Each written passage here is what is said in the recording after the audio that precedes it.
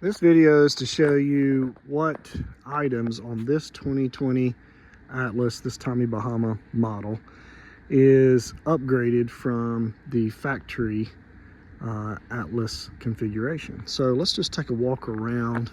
By now you're probably familiar with other Atlases, and one thing that's challenging on an Atlas are the compartments along the bottom. The lids on the compartments, or the doors on the compartments, do not open very high, and so sometimes it can be difficult. So these have been upgraded on this side to go up substantially higher than the factory door. The factory door is a little above horizontal, but this door much higher. Also, slide out tray has been installed on this opening, so you can put easy access items here. And then one of the most challenging compartments is this one, because that door usually only opens 90 degrees because of this door. So this door being open, they made this door at the bottom. So this door has been modified and changed to become a drawer. So this is the perfect compartment for leveling blocks, just outside exposure type things. But then when this door closes, it pushes up tight and locks with the others. Also, the propane location has been relocated here. Previously, it was underneath this compartment, which is much harder to reach. There has been tie straps. These are bolted directly to the rear of the frame. So in the case that you carry a cargo tray or a bike rack, there's a couple of tie straps there to keep that cargo rack from rocking back and forth, and just give you some other tie points to tie things down. The rear camera has been upgraded. The factory camera doesn't have very good resolution, and this camera has great resolution both daytime and nighttime. You can see a solar panel right there. There's a total of 800 watts of solar on the roof of the Atlas, so a substantial amount of solar. Also, the air conditioner is running right now, and you can probably hear it in the background, but it's definitely not substantially loud like the original Coleman Mach is. So the air conditioner has been upgraded. Another thing that's been upgraded is a sewer dump option has been added in here to the macerator pump. So if you have a macerator pump failure, and you now have a manual dump that can dump both your gray water and your black water. There's also been a gray water to black water tank bypass installed, so that you can wash your black tank using gray tank water, or you can also relieve your gray tank into your black tank, so that the gray tank on these units are rather small, and so they fill up quickly, and so you can relieve some of your gray tank over into your black. And then you're not having to mix any fresh water for black tank flush out. So in every other rig, you have to use a freshwater hose to connect to a black water washout. Well, in this case, you can use your gray water from your tank to do just that. Also has been added is a water hose automatic reel. So you can just pull your water hose out, and then you can tug on it, and it'll self-retract back in. So that way you're not having to unload the water hose from under the carriage. Also have the water filter already mounted in line. And if this system doesn't satisfy you, you can just easily disconnect this system and run the water hose as normal. But this has worked out great for us. Another great addition is the power reel. So instead of having to pull the cable out and plug in both ends, you just pull out exactly how much you need, and you plug this into your pedestal, and then when you're done, you just tug on it and it self reels back into place. And that has just been quite the back saver. So between the freshwater automatic reel, the water filtration built in already, the power reel. That's been nice adds. Also, you can just catch the edge of it there. That's my Starlink Mini up on top. So there is a mounting bracket that's magnetically attached, and then that can pop off. You can unplug the power that's provided up there and bring the Starlink down anywhere else. The magnetic mount can actually mount to the hood.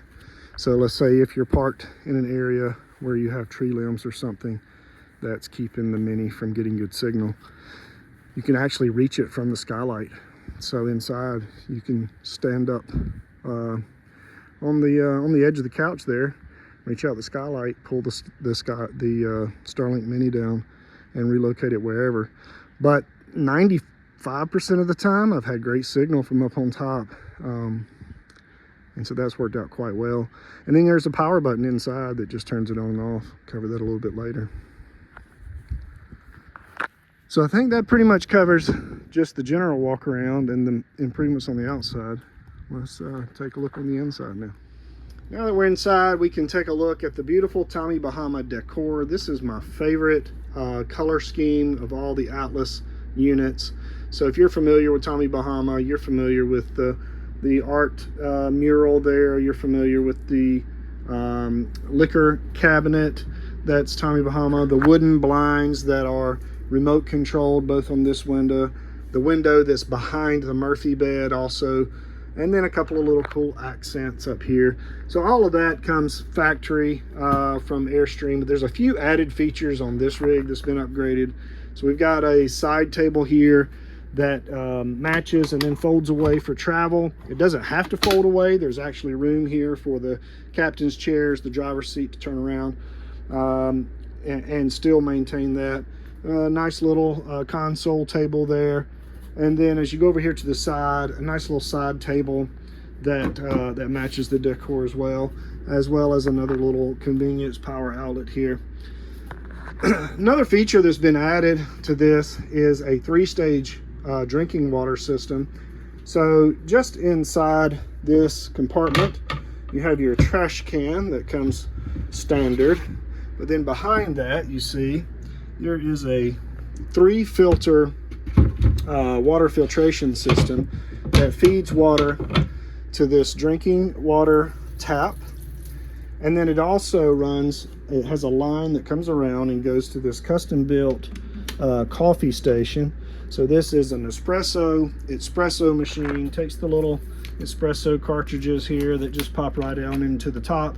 You can also just use this for hot water for tea, and this device has a self-filling valve built into the back chamber back there, and so you don't have to fill this up. It gets its water from that water filtration system, so that's really, really cool. Another thing that's been added to the rig here is the induction cooktop. So this rig has a massive battery bank involved, so if you're plugged in to shore power, not a problem, run the cooktop.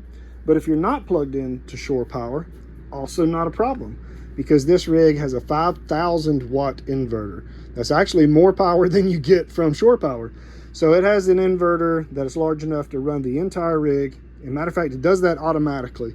So when you turn on the inverter, it takes priority. It powers the entire rig, and it's pulling from a 15 kilowatt hour battery bank.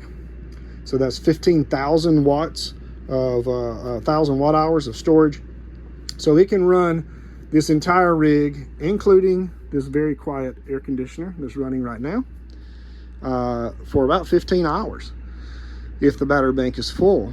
Now what's filling that battery bank is, inside this cabinet here, you have 2 independent chargers that charge the battery bank when you're connected to shore power.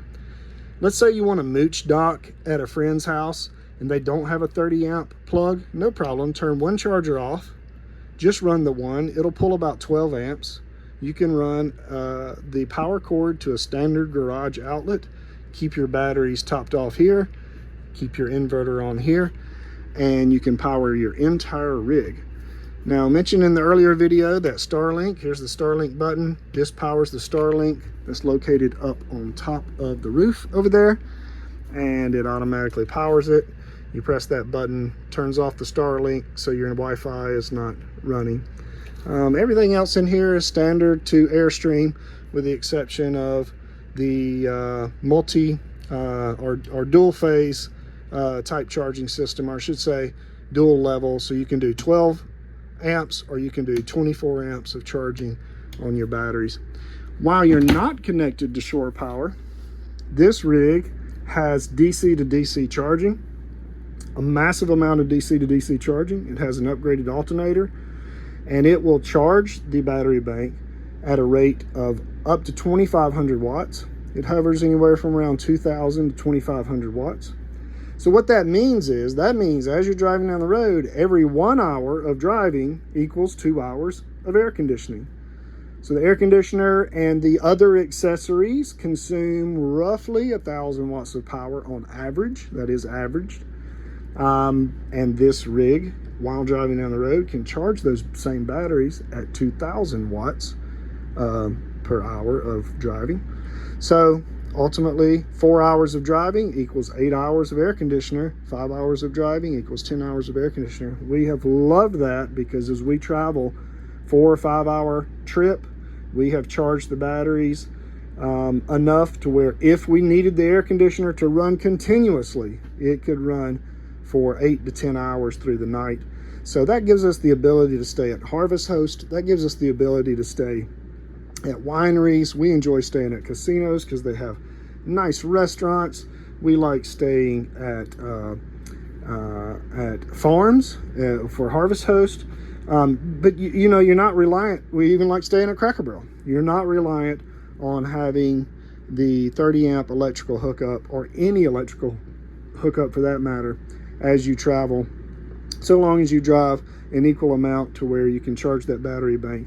But there's no other DC to DC charging system that is common that charges in that realm. So this is a really special system, and it also provides a conversion from the large battery bank, and it supplies the 12 volt power through the whole rig. So there's no need for those undercarriage or under the rig house batteries that are problematic to cold weather. Those don't exist. They're problematic to blowing fuses. Those don't exist. All of this power comes from the internal battery bank that's installed, and it powers everything, both the inverter for the high power, and it powers the 12 volt system for all of the low voltage power. So really cool. This air conditioning system, as said before, has a thermostat that makes it Wi-Fi capable. So with that Starlink on top and the Wi-Fi tuned in, you can check the temperature in your rig from anywhere in the world that you have internet service on your device. You can adjust the thermostat accordingly so that your rig is cooled down or heated up, or however you need it as you come back to it.